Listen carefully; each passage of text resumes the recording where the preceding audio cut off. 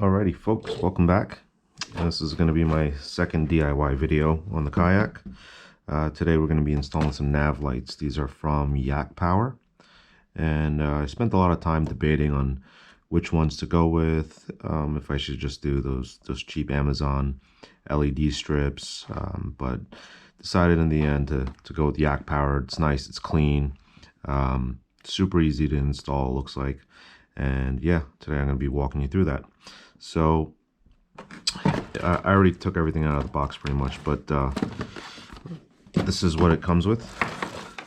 Okay, so this is basically the power delivery for the lights, and then these are the lights themselves. It's pretty cool. So you're just going to drill one hole in each side, and these cables will supply the power to the lights, just like that. And yeah, nice and easy, straightforward. Came with instructions. Unfortunately, I never read instructions. Very cool sticker and some screws, some hardware, and a little Allen wrench. My guess, oh, okay, so when you get your hole drilled, I'm guessing that this Allen wrench is what you're going to use to tighten into the hull of the boat. All right, some of the things that we're going to need today: drill, Phillips head, tape measure, and some drill bits. I believe this is going to be a 1/2 inch, 3/8 or 1/2 inch maybe. And then this is all, you know, it's going to be different for everyone, but this is going to go into the Yak Power switch, and then it's going to be powered by my Nakwa battery. These things are awesome. This is a 10 amp one, so this is going to power this entire switch. So on the switch, I'm going to have the nav lights. I'll probably put some spotlights, maybe a USB charger. Nakwa, it's awesome stuff. This is the 10 amps. I have the 20 amp for my my graph, but yeah, go check them out. 10 amp hour, super compact, water resistant. I don't think they ever really sell waterproof, where they can't say waterproof, just in case, but yeah, this thing is awesome. So definitely get you one of these if you don't already have one. And then aside from the tape measure, I like to use a caliper. I just think this is a lot easier to use rather than reading the tape measure. This is just, for me, this is easier. And then I'm going to have an inline fuse that's coming from the Nakwa into the switch itself. All right, so let's get started. All right, so first thing, I guess, you want to mark out where you want to put your lights. Now, I know I said I don't really read instructions much, but I actually decided, you know what, maybe I should. So the instructions say to mount the lights about 1 inch from the water line. So I'm gonna guess that's somewhere around here. Now the obstacle is going to be this pulley right here for my lever lock anchor trolley. It's going to be cutting it a little close, so I measured this out. This is 13 3/8, so that's really cutting it close. So that's the front of the boat right there. So if I flip it over, I mean, I'm barely going to have anything to grab right here, but I think it's going to work. Just got to be precise with my measurements. So I'm going to measure 2-3 times just to make sure I get this drilled correctly. Otherwise, I might have to move this pulley back and maybe shorten this paracord, but let's hope for the best. Okay, so I'm gonna need 13 and let's call it 13 3/8, but I'm gonna round up to 13 1/2. just so I give myself a little breathing room. And I'm going to measure this off over here. So 13.5. Let's lay that flat right there. Okay. Yeah, I'm cutting it pretty close, but yeah, looks like that's going to work. Really close. Okay, so what I'm going to do here is measure how much room I'm going to need from the center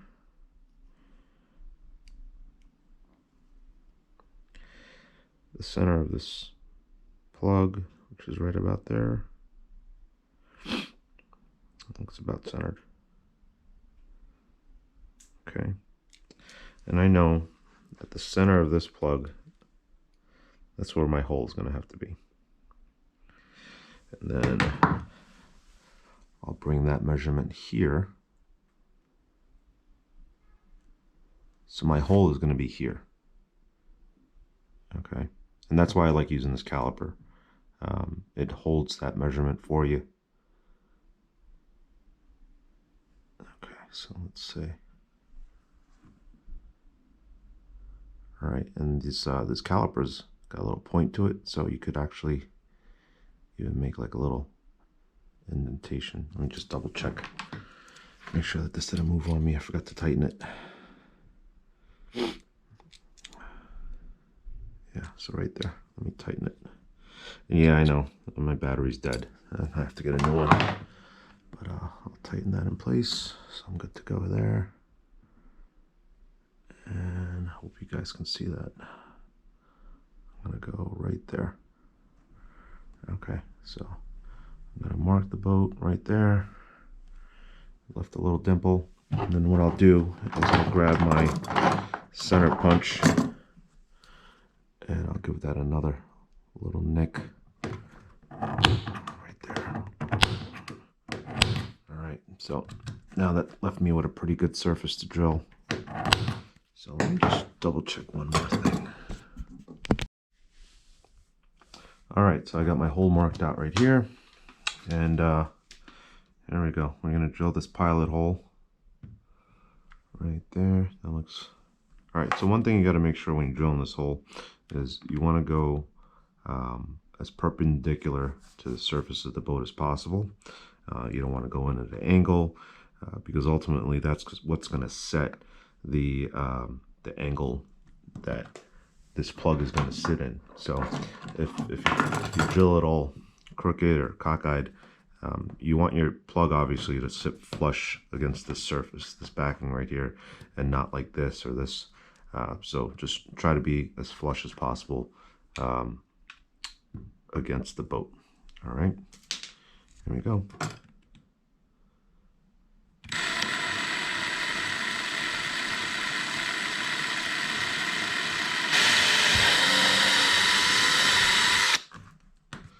All right, so that was just the pilot hole. I'm gonna go bigger. So now we need the big one right here, which is 3/8. All right, so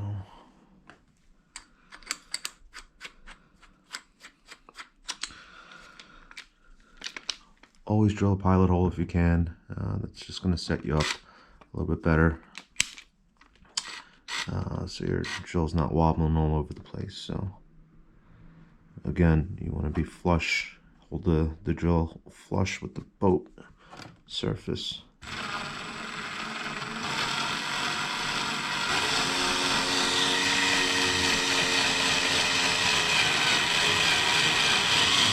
Go nice and slow. Oops.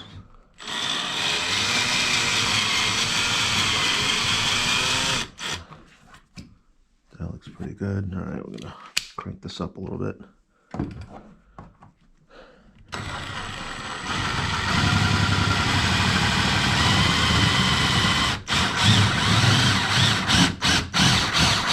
Oh, one thing. Always make sure that you check behind whatever you're drilling.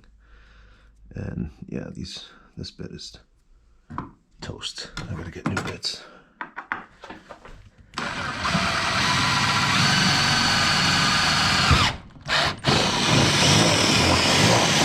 Clean it out. Okay. And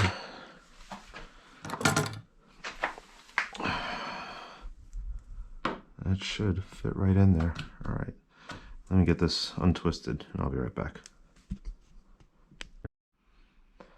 All right, so we got the hole drilled. We got the wire fed through. It's all good.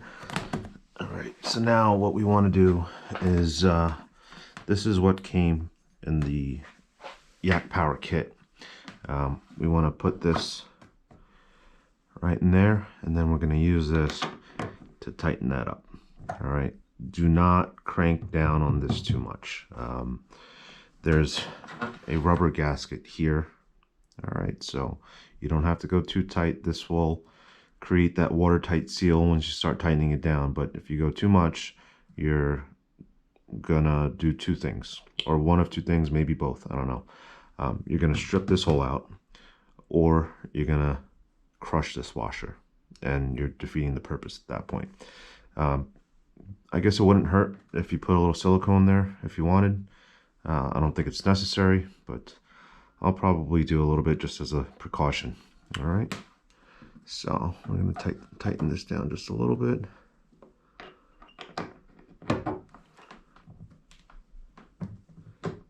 Okay, it's going in straight. And then I'm going to get a little silicone here. This is clear. All right, just a little tiny dab. Back this out a little bit. All right, I'll just do it right on the thread, just a tiny bit. A little dab will do you. And that's about it. That's all you need. All right, so go flush. And I probably should have a paper towel handy to wipe off the excess. Okay, remember, do not go crazy with this.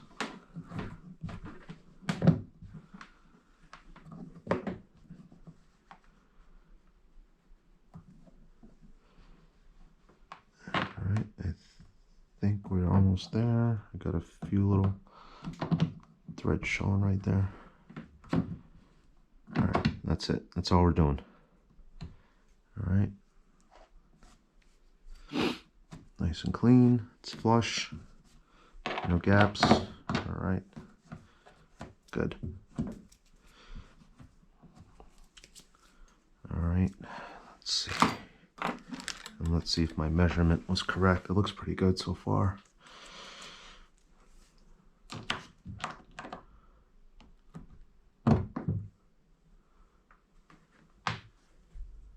Alright, beauty. So this little tip right here flexes a little bit, so it'll wrap around the end of the boat right there. So that's perfect.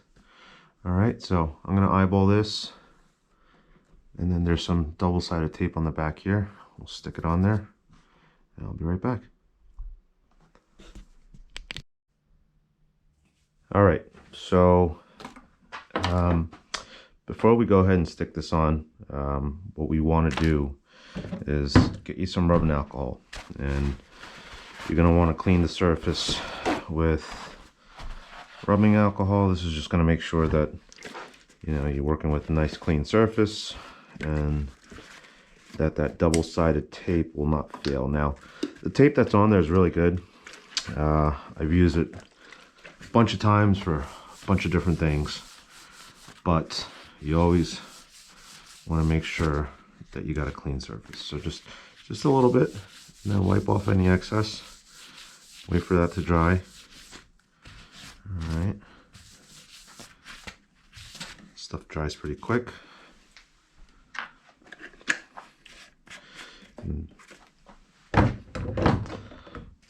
Okay.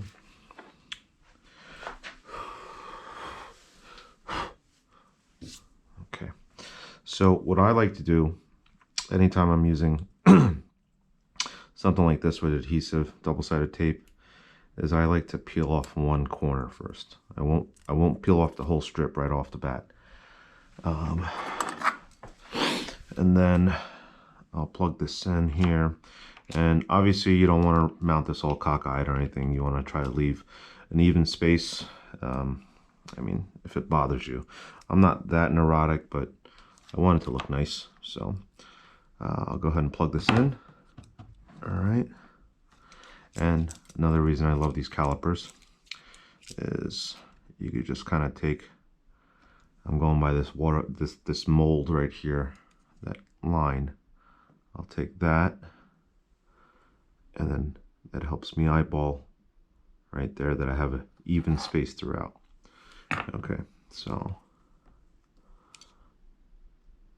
about right there. That looks good. Right there. Okay. All right, so I'll press this side down. Hold this side. All right. Now, the reason I said not to peel it off all the way is you want to, at least this is how I do it. I work my way from the inside out. All right, and you just keep peeling like that, and it doesn't move on you. Okay, just check my measurement again here.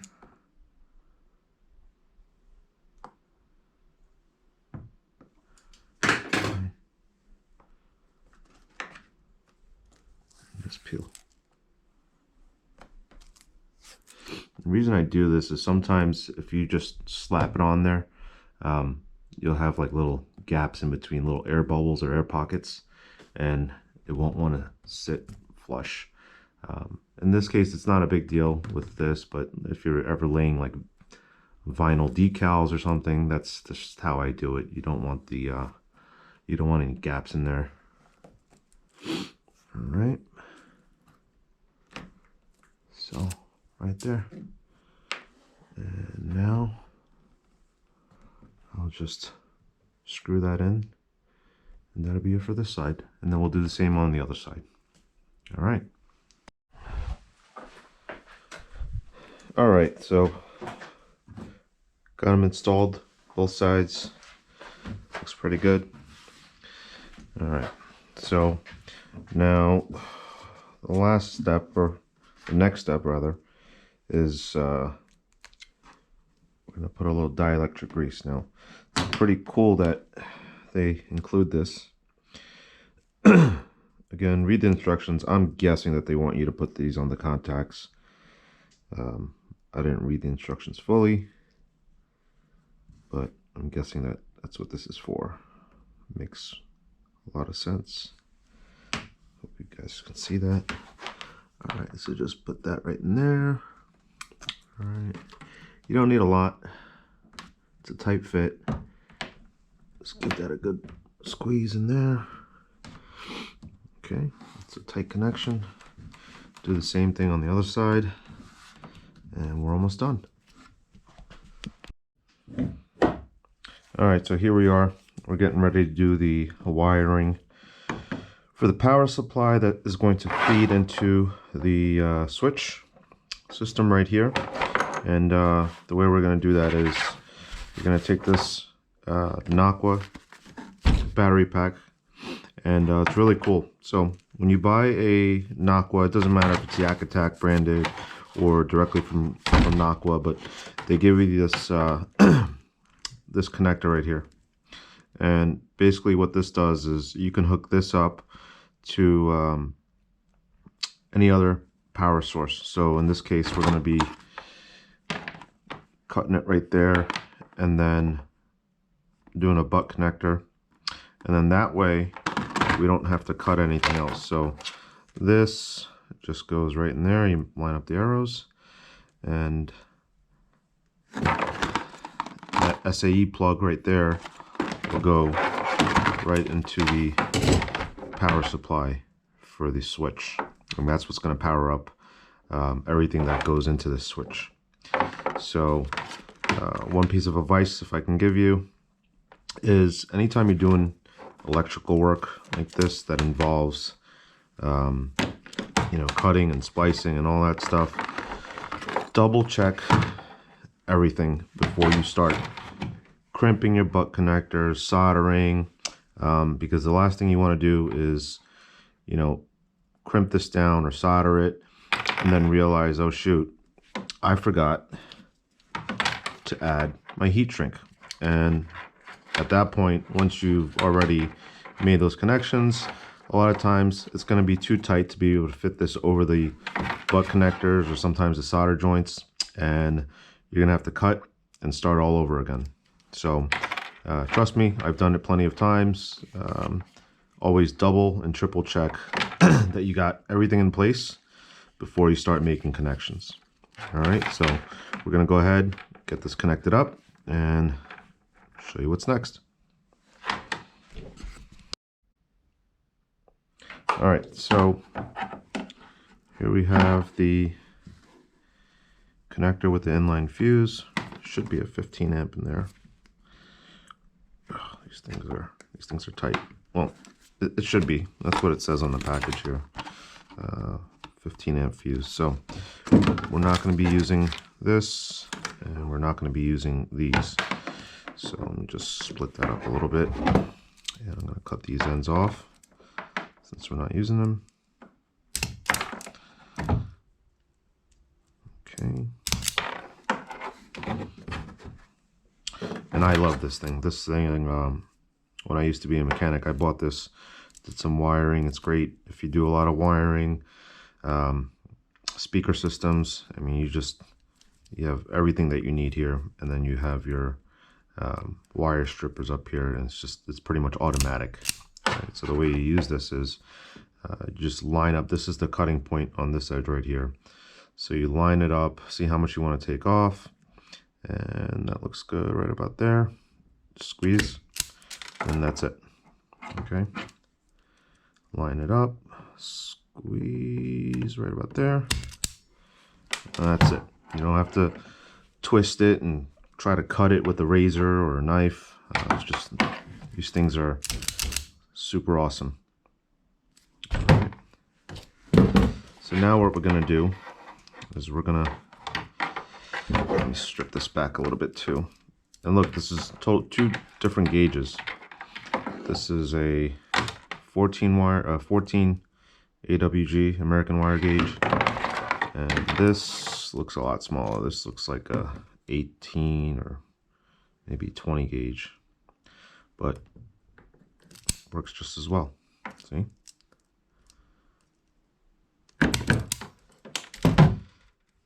Right. So what we're gonna do, all right, we got our heat shrink tubing on there. That's good. Let's see here, I'm gonna get this butt connector, which I hope this is gonna fit now that I look at it. Right.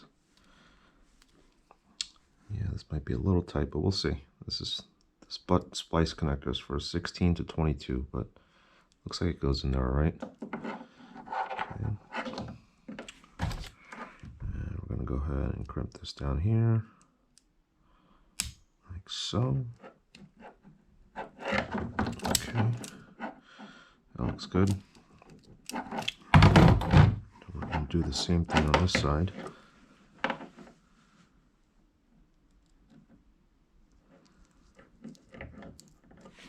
Oops. Right.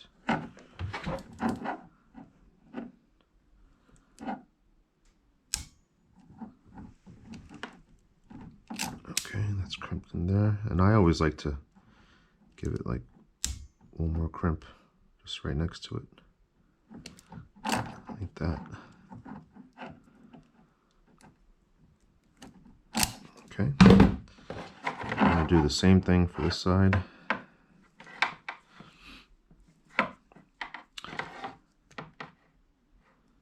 There we go. That's better.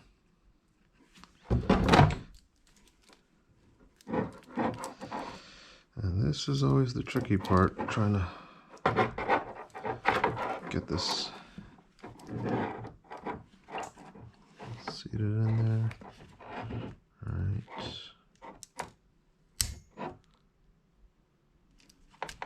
You want to make sure that's really in there before you clamp it down.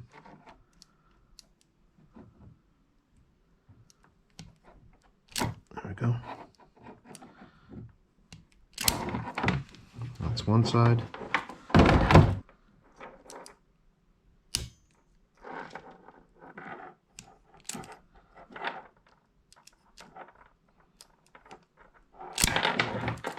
All right. We're good to go. So what I'm going to do is bring this right over. All right. Looks good. And this is what I meant before. If we forgot to put this heat shrink on, we can't fit it over this way now. We can't fit it over this locking sleeve, this collar right here.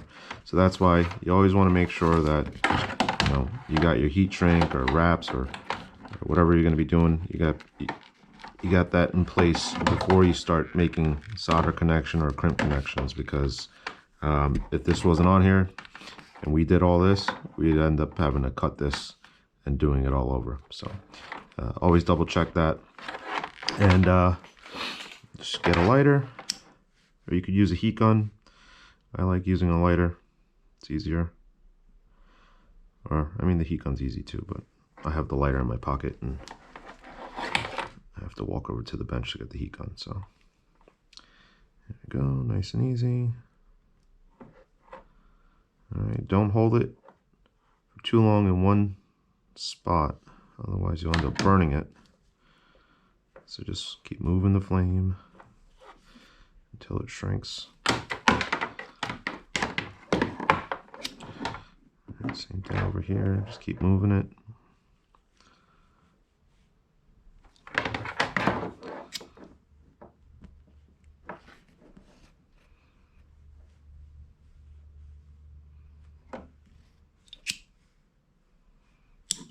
All right, let it cool down a little bit. Now this doesn't have to be watertight because it's going to be sitting inside of the hull, and it shouldn't get wet. Shouldn't get wet. But that's good enough for me. All right, so now got our fuse in there. We have our battery here. All right, just line up the arrows, lock it up. All right, and now we're ready for power. All right. That's it. All right, let me get the controller and we'll hook it up. All right, so we got the controller here. Now, if we did everything correctly, we'll just hook this up. I put a little dielectric grease in there as well. Alright, line that up. Lock that in place. Now, I'm only going to test this. This is not permanent because obviously we still have to get into the boat and figure out where we want to place everything. And then also, just ordered this guy over here, which is pretty cool. I'll show you in a minute.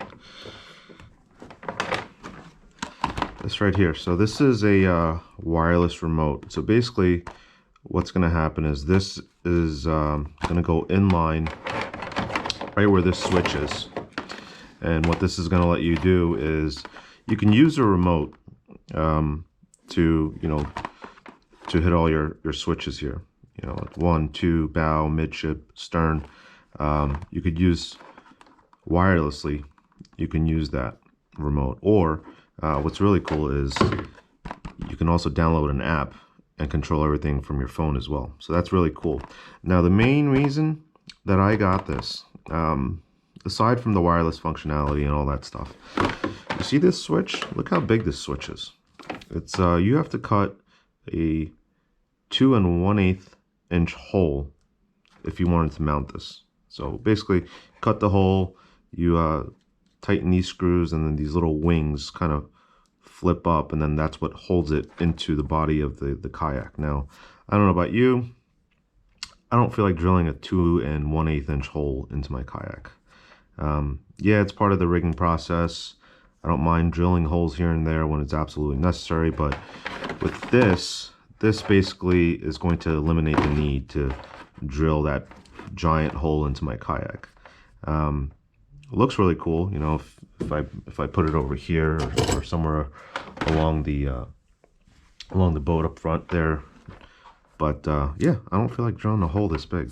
So basically, this is all going to sit in the hull of the yak, and I'll probably tuck this away somewhere. And yeah, I won't even use these buttons. I'll either use the app or I'll use this little remote. All right, so that's for another time, but let's just check our work here. So we got the battery hooked up to the switch. If we did everything right, this should power up, which it does. Beautiful. All right, you can hear the relay clicking. Okay, so what we want to do now is to test the lights. So these are all labeled, which is really nice. So you got 1, you got the bow, midship, stern, and then 2. So I'm going to hook up my nav lights to the bow, which is this one right here. And basically it's this connector here. This is really cool from Yak Power that they did it this way. So the nav lights both go into here, into this Y connector, and this is what supplies the power to both lights, all on one line. So as soon as you hit the bow button, it should turn up. So let's give it a shot. Okay, so now we're at the front of the boat. Let me get this out of here. We're at the front of the boat. We got the wires coming out from this light and another one from this light. Now, this is just for testing, so we're going to tidy up all these wires and connectors later on, but this just goes in there. This goes in here, like that. And if I hit the bow,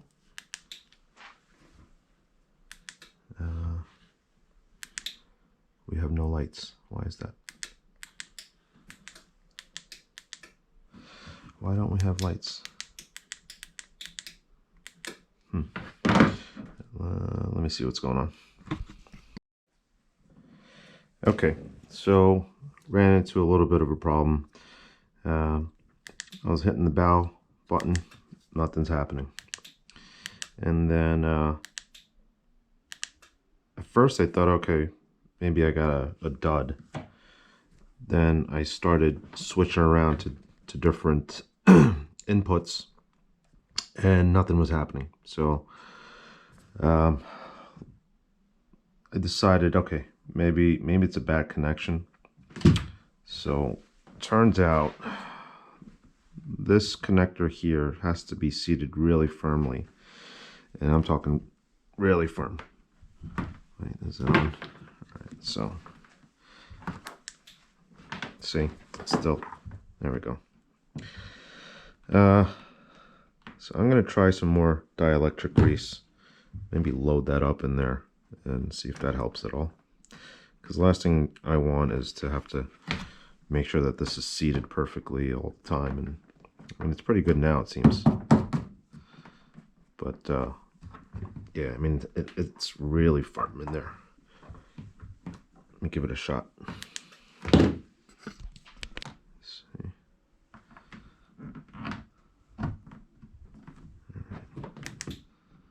Still, I mean, that's so tight. That's really in there. All right, let me try this on this side. I couldn't even get this side to turn on. Oh, there it goes. Wow, it really has to be tight in there, guys. It's got to be super, super, super tight. Hopefully that doesn't get loose. But wow, that is really tight. All right, so it wasn't me. I mean, I guess it kind of was, but I mean, that's like excessively tight, I think. All right, I don't think that's going anywhere. All right, yeah, that looks good. They are bright. All right, so next we just got to tidy all this up in here. And I'm going to decide how I want to mount all this. But all right, there we go. All right, so now we're just doing a little bit of wire management, and I'm not exactly sure where I want to mount this switch box just yet. I think what I want to do is maybe mount it somewhere far up in there, just so it's out of the way. It's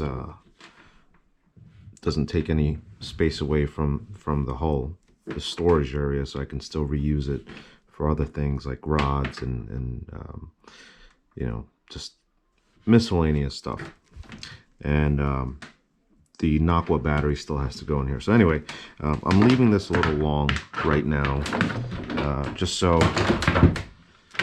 until I can figure out where I want it. But one thing I want to show you is I like having pretty tidy wires.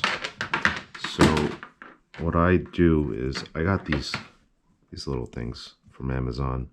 You can find them at the hardware store, but I love Amazon.